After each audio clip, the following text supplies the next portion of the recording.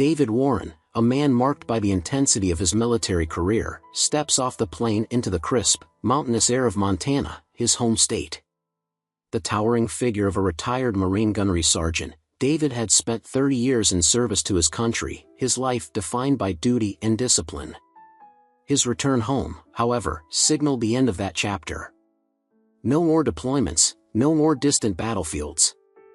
He was finally retiring, and all he wanted was to live out the rest of his days in peace with his wife, Laura. David's relationship with Laura was one built on serendipity and devotion.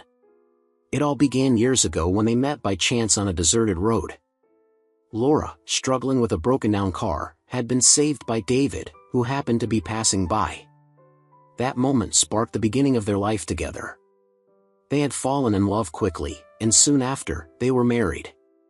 Over the years, despite David's multiple deployments to war zones and extended absences, they raised 2 children, Anna and James. Each homecoming had been an emotional reunion, filled with warmth and promises of an enduring love that could withstand any distance. The house he was returning to was a familiar haven, tucked away in the quiet solitude of Montana's rugged wilderness. David often thought of it during his long stints away, imagining how peaceful it would be to finally settle down, just him and Laura. No more wars, no more missions. Just the 2 of them, growing old together. As the plane descended and the wheels touched down, a surge of excitement filled him. His heart raced not with the adrenaline of combat, but with the prospect of reunion. His thoughts drifted to Laura and the life they had built, one that he believed was unshakable, grounded in love and trust. He imagined her waiting for him, as she always had, their lives now free from the interruptions of military service. But something about the way the flight had gone unsettled him. Earlier on the plane, he had struck up a conversation with Stephen Jacobs, a stranger who seemed friendly enough, though a bit too eager to talk. David, accustomed to reading people from years of experience, picked up on a strange tension in Stephen's demeanor. As their conversation deepened, Stephen had revealed something shocking, a revelation that David couldn't shake off. It began innocuously, with casual talk about life in small towns, until Stephen mentioned knowing David's wife. It wasn't the fact that Stephen knew Laura that unsettled David, but what came next. Stephen's expression had darkened as he handed David a manila envelope. "You need to see this," Stephen had said quietly, his tone grave. David's pulse quickened as he opened the envelope and pulled out a stack of photographs and documents. Among them was a DVD labeled simply with a date. His heart sank as he scanned the contents. The pictures showed Laura and another man, Evan Peterson, the principal at the local high school. But it wasn't just a few innocent encounters, the photos painted a picture of a long-term affair. The evidence was damning, intimate moments, dates on the timeline that stretched back 20 years. The DVD, Stephen explained, contained footage from recent months, confirming everything. David sat in stunned silence as Stephen filled in the gaps. For 2 decades, while David had been serving his country, sacrificing everything, Laura had been having an affair with Evan Peterson. The betrayal hit like a bullet to the chest, a wound that cut deeper than anything he had experienced in combat. Stephen had provided more than just photographs. There were surveillance reports, times and places detailed meticulously, each moment capturing the extent of Laura's disloyalty. As the plane neared its destination, David's mind whirled. His thoughts shifted from disbelief to rage, but more than that, a cold determination began to set in. This wasn't the kind of battle he had been trained for, but it was a fight nonetheless. He wouldn't lose control, he wouldn't resort to violence. Instead, he would plan. David knew how to strategize, how to win, and this betrayal was no different. Laura's infidelity, her deceit, it wouldn't break him. But it would break her. When they finally landed, David's face was a mask of composure. His movements were calm, deliberate, as he thanked Stephen and stepped into the terminal. He had already decided his next steps. He wasn't going to confront Laura immediately. No, first, he needed to assess the situation, to understand fully before he made his move. As he collected his luggage and made his way out into the cool Montana evening, he sent a message to Laura, "I've found a ride home." Be there soon. The brief message was designed to disarm her, to make her believe that everything was fine. After all, she had no idea that her secret had been exposed. David's mind raced, formulating the plan. He would not lash out in fury. Instead, he would use the one thing Laura couldn't take from him, his control.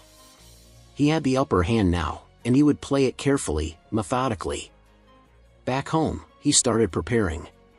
The house that had once been a sanctuary was now a stage for the confrontation to come. He made no effort to hide the fact that he had returned. In fact, he wanted Laura to walk in expecting the usual warm welcome. The trap would be all the more effective if she was caught completely off guard. David's heart hardened as he thought about Evan Peterson. The man had taken advantage of David's absence, and for that, there would be consequences. But it was Laura's betrayal that stung the most. She had vowed to love him, to be faithful, and yet she had thrown it all away for a secret life. That betrayal would be avenged, but not with brute force.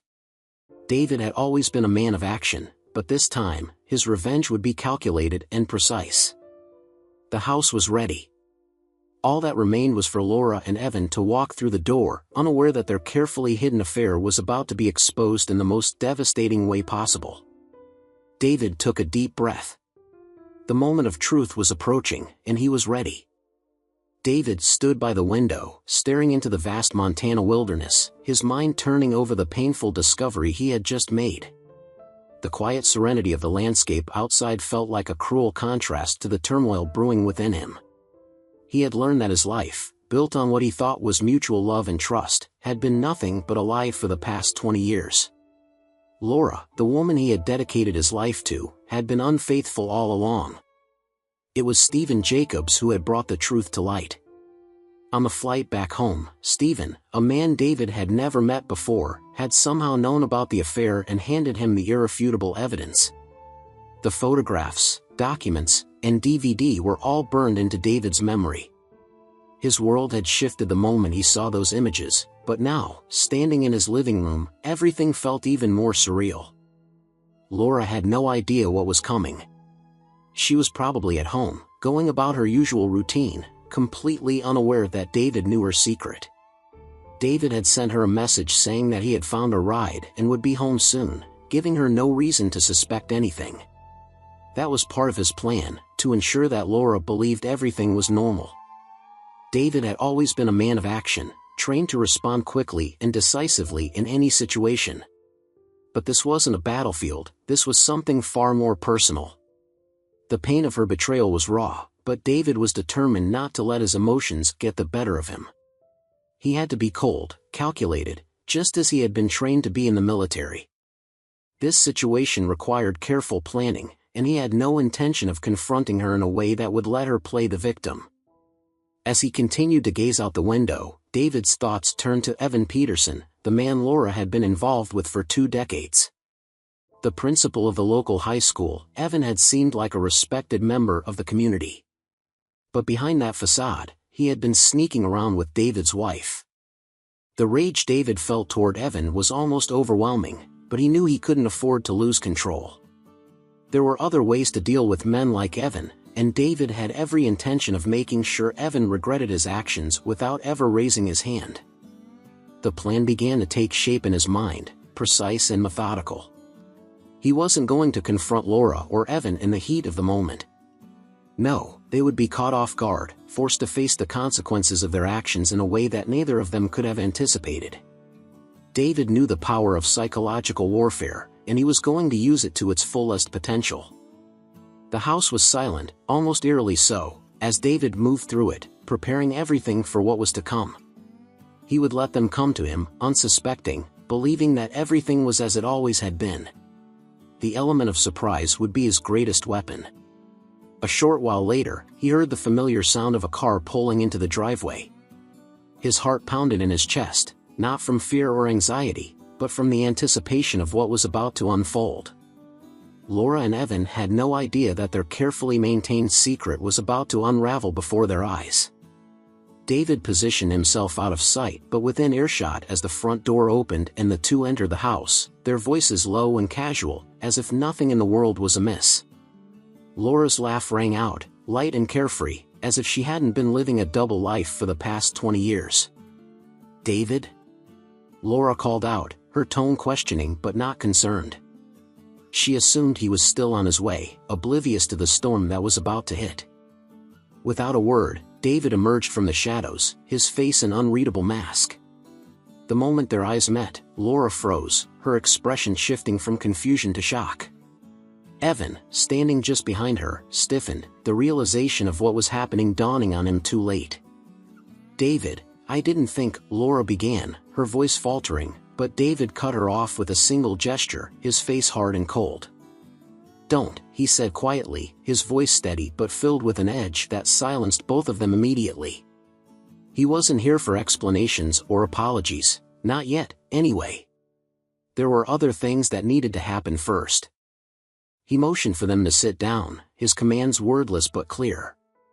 Laura, still stunned by his sudden appearance, complied, her face pale and anxious. Evan hesitated but eventually followed suit, though he clearly knew that something very bad was about to happen.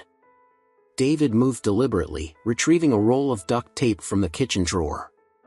Neither Laura nor Evan spoke as they watched him in tense silence. The tension in the room was palpable, a suffocating weight that pressed down on all three of them. David's calm demeanor only made it worse, amplifying the fear and uncertainty that had now taken hold of the other two. "Laura," David said finally, breaking the silence, his voice unnervingly calm. "You're going to tie Evan to that tree outside." Laura's eyes widened, her mouth opening to protest, but one look at David's face told her there was no room for argument. This wasn't the man she had known for 30 years, this was a different side of him, one she had never seen before. With trembling hands, she took the roll of tape and, under David's cold, watchful gaze, led Evan outside to the large tree that stood in their backyard. Evan didn't resist, though his face was a mask of fear and confusion. He had no idea what David was planning, but he clearly wasn't in a position to fight back. If you find it interesting, please like it. If not, please comment number 1. Thank you for taking the time to listen to this video.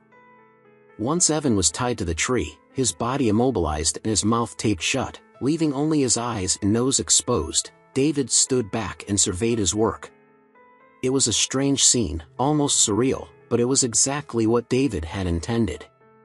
The next part of the plan fell into place as David pulled out his phone. He dialed Rachel Peterson, Evan's wife, and waited for her to pick up.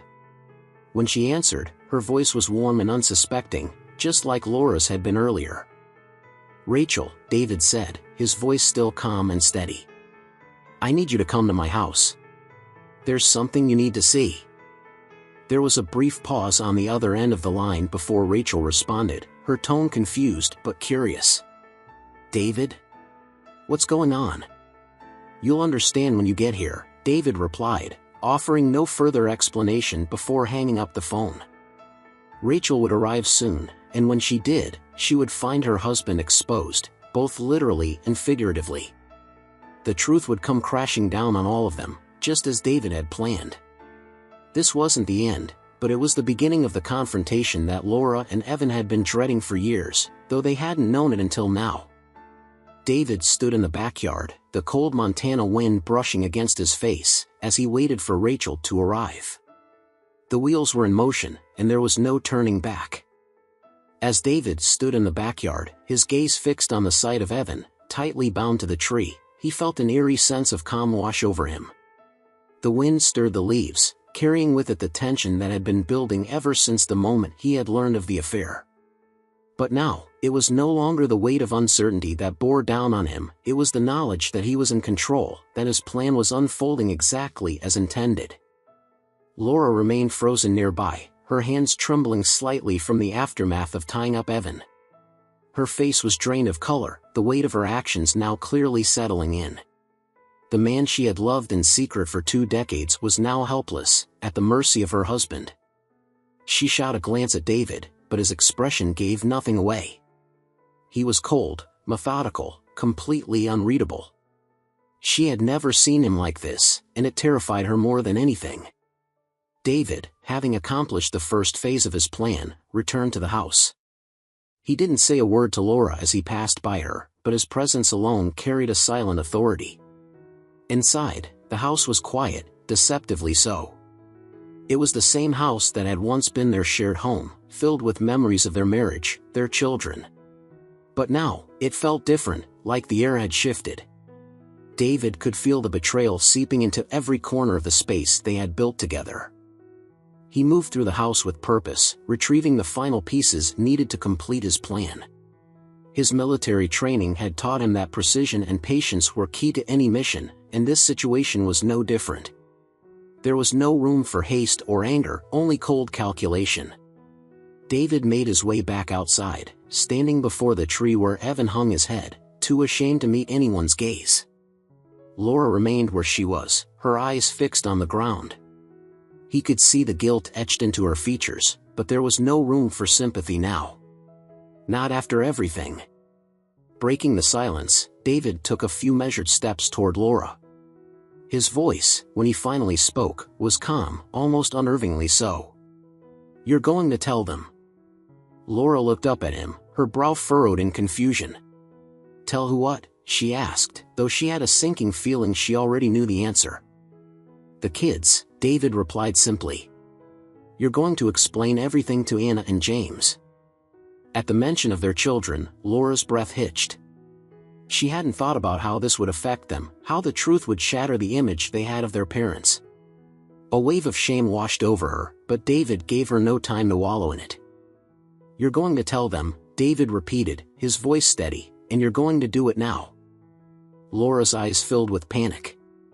"David, please, they don't need to know. We can fix this, we can." "There's nothing to fix," he cut in sharply. "You don't get to decide that anymore. You lost that right the moment you betrayed me, betrayed them. So now you're going to face the consequences. You're going to look our children in the eye and tell them what you did." Laura's voice trembled. "David, I'm begging you." "Do it," David said firmly, his tone leaving no room for argument. He handed her the phone, the weight of the moment sinking into the air between them. Laura hesitated, the phone heavy in her trembling hand. She knew that once she made the call, once she spoke those words, there would be no going back. With a shaky breath, she dialed their daughter Anna's number. David watched her closely, his expression unchanged, as the phone rang on the other end. When Anna answered, Laura's voice faltered, but she forced herself to speak. "Anna, it's Mom," she said, her voice barely above a whisper. "There's something I need to tell you. Something I did." David listened in silence, his face a mask of control. Laura's words stumbled out, halting and broken, as she tried to explain the situation to their daughter. The sound of Anna's shocked voice on the other end of the line echoed through the stillness of the night, and Laura winced with each question her daughter asked. But David wasn't finished yet. Once the conversation with Anna ended, he made Laura call their son, James, forcing her to repeat the painful confession all over again. The guilt and shame were almost palpable now, weighing down on Laura's every word as she confessed her infidelity to their children. Each moment felt heavier than the last, the reality of her betrayal sinking in deeper with every syllable. When the calls were finally over, Laura stood there, emotionally drained, her face streaked with silent tears. David remained unmoved, his resolve unshaken. He had given her the chance to confess, to face the consequences of her actions, but there was still more to come. With a slow, deliberate movement, David stepped closer to her. "It's done now," he said quietly, his voice soft but firm. "You've told them the truth. And now we move forward." Laura's lips quivered as she struggled to form words. What do you mean?" David's eyes bore into hers, unrelenting. "The prenuptial agreement," he said, his tone devoid of emotion. "You remember what it says, don't you?" Laura swallowed hard, her heart sinking as the reality of what he was saying hit her. The prenuptial agreement. Of course, she remembered it. They had signed it before they were married, back when everything seemed so certain, so unbreakable. At the time, it had felt like a formality, a safeguard that neither of them thought they would ever need. But now, it was her undoing. David continued, his voice calm and measured. You'll get 40% of our savings. That's it. You won't get the house, you won't get anything more. And as for your job, I'm going to make sure the school board knows exactly what's been going on. You'll lose that too. Laura's knees nearly buckled under the weight of his words. She had never considered this outcome, not the divorce, not the financial consequences, and certainly not the loss of her career. Her mind raced, searching for some way out, some way to undo the damage she had caused, but there was nothing. David had her cornered, and there was no escape.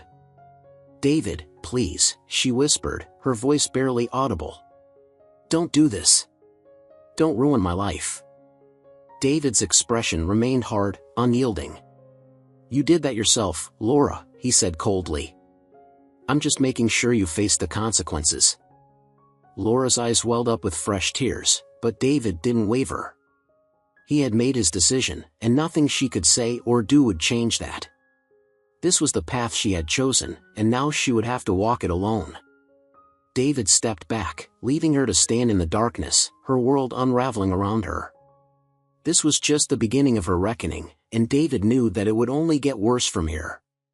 But for the first time since learning of her betrayal, he felt a sense of control, of closure. This was his revenge, and it was just beginning. The sound of tires crunching over gravel echoed through the night as Rachel Peterson's car pulled into the driveway. David stood near the house, arms crossed over his chest, waiting as the headlights bathed the yard in a cold, white light. He could see the silhouette of Rachel behind the wheel, her movements tense as she turned off the engine and stepped out of the car. She paused for a moment, taking in the scene before her, confusion evident on her face. The glow of the porch light illuminated the yard just enough for her to see Evan, bound and helpless, tied to the tree like a criminal awaiting judgment. Laura stood off to the side, her arms wrapped around herself, as if trying to hold her broken pieces together. She looked small, fragile, next to the stark reality of her husband's calculated retribution. Rachel's steps were slow, deliberate, as she made her way toward them. Her confusion quickly turned to anger, her face hardening with each step. David watched her closely, his expression unreadable, though the satisfaction of what was about to unfold simmered just beneath the surface. Rachel stopped a few feet away from the group, her eyes flicking from Evan to Laura and finally to David. "What is this?" she demanded, her voice sharp, filled with incredulity. David stepped forward, his tone even and controlled. "This is what you've been avoiding, Rachel. The truth." Her eyes narrowed. "What truth?" David glanced at Evan, his gaze lingering for a moment on the man who had betrayed him. Then, he turned back to Rachel. "Your husband," he said slowly, deliberately, "has been having an affair with my wife for 20 years. Rachel blinked, the weight of his words not quite sinking in at first. She looked to Evan, tied helplessly to the tree, and then back to Laura, who couldn't even meet her gaze. For a moment, it seemed as though Rachel might dismiss it, as if she couldn't believe that such a thing could be true. But then, the silence between them grew heavier, and the reality of the situation settled into her bones. Her face twisted in fury as she turned to Evan. "You've been cheating on me? With her?" Her voice cracked, a mixture of disbelief and rage. Evan, bound and unable to respond, could only hang his head, his silence confirming everything. Rachel's hands trembled as she stared at her husband, the man she had shared a life with, now reduced to this pitiful state. She had always suspected something, little hints of his distance, unexplained absences, but she had never imagined it would be this. And with Laura, of all people, a woman she had known for years, a woman she had trusted. Laura, still standing off to the side, winced at Rachel's words but said nothing. Her shame was palpable, hanging in the air between them like a suffocating fog. Rachel's fury reached its boiling point as she marched toward Evan, her fists clenched at her sides. 20 years, she spat, her voice trembling with rage. 20 years of lies, of betrayal. You disgust me. She reached for her hand, tearing off her wedding rings in one swift motion. The metal glinted in the dim light before she threw them at Evan's feet, the rings landing with a sharp clink on the ground. "We're done," she hissed, her voice low and venomous. "I hope it was worth it." Evan's eyes were wide with a mixture of fear and regret, but Rachel didn't give him a chance to respond. She turned on her heel, her anger radiating off her in waves, and stormed back to her car. The door slammed shut behind her with a deafening thud, the sound echoing in the otherwise still night. Within seconds, the engine roared to life, and without a backward glance, she sped away, leaving Evan tied to the tree, abandoned. David stood in silence, watching Rachel's taillights disappear down the road. The climax of his plan had unfolded just as he had envisioned.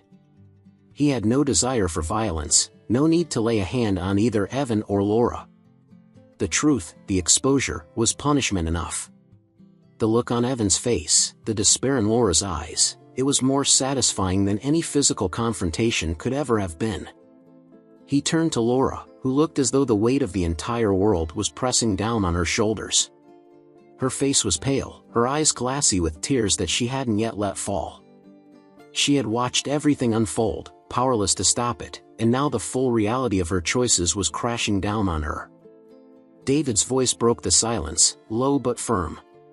"Now it's your turn," he said, his gaze hardening as he looked at his wife. Laura lifted her eyes to meet his, the weight of his words sinking in. She knew what was coming next, knew that she would have to face the consequences of her betrayal in the same way Evan had. With trembling hands, she reached for her phone. David didn't need to say anything else, he had already made it clear what was expected of her. She dialed their daughter Anna's number, her fingers shaking as she brought the phone to her ear. The conversation that followed was brief, filled with tears and stammered apologies, but David made sure Laura didn't avoid the truth. She had to explain everything, to confess, just as Evan had been forced to. Once the call was over, Laura's body sagged, as though the weight of her confession had drained the last of her strength. But David wasn't finished. He handed her the phone once more, and this time, she dialed their son James. The pattern repeated itself, her broken voice, her halting explanation, her children's shocked responses on the other end of the line. When it was finally done, David stood over her, his expression impassive. "You've confessed to them," he said, his voice steady. "You've made it clear what you've done. And now, there's no going back." Laura could barely bring herself to look at him, her tears finally spilling over, silent and relentless. She didn't beg for forgiveness, didn't plead for another chance, she knew that there was nothing she could say that would change what had happened. The betrayal was too deep, too far-reaching. David turned his back on her, the finality of the moment settling between them like a cold wall. Without another word, he walked toward the house, leaving Laura and Evan outside in the cold night, abandoned to the consequences of their choices. The climax had come, and it had passed, leaving nothing but the hollow echo of what had once been a marriage, a life, shattered beyond repair. David stepped back into the house, his movements deliberate and calm, though his mind swirled with the aftermath of what had just unfolded.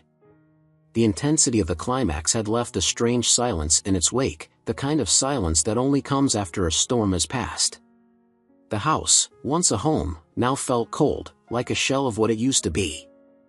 There was no warmth here, no comfort, only the lingering scent of betrayal that clung to the air. He walked to the living room and sat down on the couch, the soft creak of the leather breaking the quiet.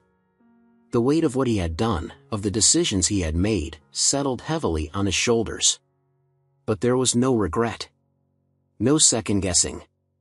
He had orchestrated every moment with the precision of a tactician, every word and action calculated for maximum impact. And now it was done. Laura had confessed. Evan had been exposed. Rachel had left. For the first time in what felt like years, David could breathe. Outside, Laura stood frozen, staring after David as he disappeared into the house. Her legs felt like they might give out beneath her, the emotional toll of the night threatening to overwhelm her. She glanced at Evan, still tied to the tree, his head hanging low in shame. The man she had risked everything for was now just as broken as she was, bound and powerless, both of them trapped in the wreckage of their choices. She knew she couldn't stay here any longer. She had no place in this house anymore. David had made that clear. The prenuptial agreement ensured that she would walk away with only a fraction of what they had built together, and the threat of losing her job loomed over her like a dark cloud. But even as the reality of her future closed in, there was no room for self-pity. She had made her bed, and now she would have to lie in it. With trembling hands, Laura removed her house key from her keychain. It felt like a final, painful act, one that signified the true end of her marriage. She placed it on the porch table, a quiet gesture of surrender. There was no going back now. The door to her old life had been firmly shut. As she moved toward the driveway, she heard Evan mumble something from behind the duct tape covering his mouth. She hesitated for a moment, but then turned away. There was nothing left to say, nothing that could undo the damage they had done to each other. The man who had once been a thrill, a secret escape from the mundanity of her life, was now just another consequence of her poor decisions. She didn't bother to untie him. David would decide Evan's fate, just as he had decided hers. Laura climbed into her car, her hands shaking as she gripped the steering wheel. She stared ahead at the empty road, the darkness stretching out before her like the unknown future she was now forced to face alone. With a heavy sigh, she started the engine and drove away, leaving behind everything she had once known, everything she had once thought was hers. Inside, David watched her headlights disappear into the night from the window. He felt nothing as she left, no sadness, no longing. The life they had built together was over, and he had no desire to hold on to it. He had given her every chance to confess, to explain herself, but she had chosen to hide the truth until she had no other choice. And for that, she had lost everything. When he was certain that Laura was gone for good, David moved to the kitchen, his hands steady as he began packing up the few things she had left behind. He gathered her belongings methodically, without emotion, placing them in a box that he would leave by the door for her to collect later. There was no anger in his actions, no bitterness. It was simply a matter of moving forward, of cleaning up the remnants of a life that no longer existed. Once the task was complete, David returned to the backyard, where Evan still remained tied to the tree. The man had stopped struggling by now, his eyes dull with defeat. David approached him slowly, his gaze hard and unwavering. He wasn't interested in hearing apologies or excuses. There was nothing Evan could say that would change what had happened. Without a word, David cut the tape that bound Evan's wrists and ankles. Evan collapsed onto the ground, too weak and humiliated to stand. He glanced up at David, his eyes pleading for some kind of mercy, some kind of understanding. But there was none to be found. "Go home," David said, his voice cold and emotionless. "And don't ever come back here." Evan nodded weakly, struggling to his feet. He cast one last, fleeting glance at David before stumbling toward the driveway, his steps unsteady and slow. The humiliation of the night weighed heavily on him, but David didn't care. He had gotten what he wanted. Evan and Laura were both gone, and the chapter of his life that had been tainted by their affair was closed. David watched as Evan disappeared into the night, much like Laura had moments before. The cold wind rustled through the trees, and for the first time in years, David felt a strange sense of peace.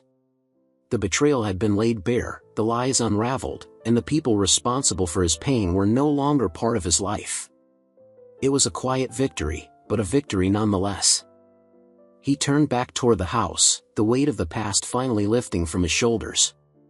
The house was still, bathed in the soft glow of the porch light, and as he stepped inside, David knew that this was the beginning of something new. The memories of his marriage, of the betrayal, would always linger in the back of his mind, but they no longer had the power to control him. As he closed the door behind him, David felt a sense of finality wash over him. The falling action had come to an end, and now, it was time to rebuild, to move forward. He didn't know what the future held, but he knew one thing for certain: he had survived the storm, and whatever came next, he would face it on his own terms. The days after Laura's departure passed slowly, with a quiet stillness settling over the house. David found himself adjusting to the new routine, one that didn't involve the presence of his wife or the weight of her betrayal. The house, once filled with memories of their life together, now felt different. It was no longer a place of shared moments or lingering affection, but instead, a space that belonged solely to him. And that was something David was learning to appreciate. The divorce proceedings were swift. Laura, recognizing the strength of the prenuptial agreement and knowing she had little leverage, agreed to the terms David had laid out. 40% of their joint savings, that was all she would walk away with. David didn't feel triumphant or victorious, there was no need for that. What mattered to him now was moving on, building something new from the remnants of the life they had shared. With the legal matters settled, David turned his attention to the future. It was Stephen Jacobs, the man who had brought the truth to light, who offered him a path forward. Stephen, a fellow veteran, had mentioned Valor Camp during their conversation on the plane. It was a retreat for men dealing with emotional trauma, betrayal, and the weight of past experiences. The camp provided a space for healing, for men like David to rebuild their lives in the aftermath of personal disasters. David had been hesitant at first. After all, he had spent his entire adult life in service, solving problems on the battlefield, not in a retreat focused on emotional recovery. But there was something about Stephen's quiet confidence, his understanding of the pain David carried, that made him reconsider. Perhaps this camp could offer him more than just a distraction, it could be a way to truly heal. It wasn't long before David accepted Stephen's offer. The decision felt right. Valor Camp wasn't just about helping others, it was also about helping himself. He needed the space to reflect on what had happened, to process the betrayal without being consumed by it. And, in a way, he felt that by helping other men who had faced similar struggles, he could find his own path to healing. The first day at Valor Camp was filled with a strange mixture of apprehension and hope. The camp was located deep in the wilderness, surrounded by towering trees and quiet lakes. It was the kind of place that invited reflection, where the noise of the outside world faded away, leaving only the stillness of nature. For David, it was a welcome change. The solitude of Montana had always brought him peace, and here, that peace was amplified. David's role at the camp wasn't just as a participant. Stephen had offered him a leadership position, recognizing the strength and resilience David had shown even in the face of his personal turmoil. David was to lead a group of men through their own journeys of recovery, guiding them as they navigated the complex emotions that came with betrayal and loss. It was a responsibility he didn't take lightly. As the weeks passed, David found solace in his new role. The men at the camp came from all walks of life, each with their own stories of heartache and pain. Some had been through divorces like David, others had faced different kinds of betrayal, from business partners or friends. But all of them were searching for the same thing, a way to move on, to rebuild their lives after the rug had been pulled out from under them. David's approach was quiet and steady. He wasn't one for long, emotional speeches or grand gestures. Instead, he led by example, showing the men that survival was possible, that healing didn't happen overnight but came through small, deliberate steps. He shared his story with them, not as a cautionary tale but as proof that they could endure, just as he had. It was during one of these group sessions that Rachel Peterson re-entered David's life. After that night when she had discovered Evan's affair and stormed off, David hadn't seen or heard from her. He assumed she had moved on, just as he had. But one afternoon, as he was sitting by the lake reflecting on the past few months, he saw her approach. Rachel looked different, stronger, more self-assured. The anger and pain from that night had faded, replaced by a quiet resilience that mirrored David's own. She had left Evan, of course. The divorce had been finalized quickly, and she had moved on from the life they had built together, much like David had with Laura. Their conversation was easy, natural, as if they had known each other for much longer than they actually had. They talked about their pasts, their marriages, the betrayals that had shattered them both. But more importantly, they talked about the future, what they wanted, what they hoped for now that their lives had taken such unexpected turns. It didn't take long for their friendship to evolve into something more. It wasn't rushed, nor was it dramatic. Instead, it was the kind of relationship built on mutual respect and understanding, on the shared knowledge of what it meant to be broken and to rebuild. Rachel became a quiet presence in David's life, a partner who didn't demand anything from him but who offered support and companionship in a way he hadn't expected. As time went on, David began to feel something he hadn't felt in years: hope. Hope for a future that wasn't defined by betrayal or loss, but by new beginnings. Rachel was a part of that future, but so was Valor Camp.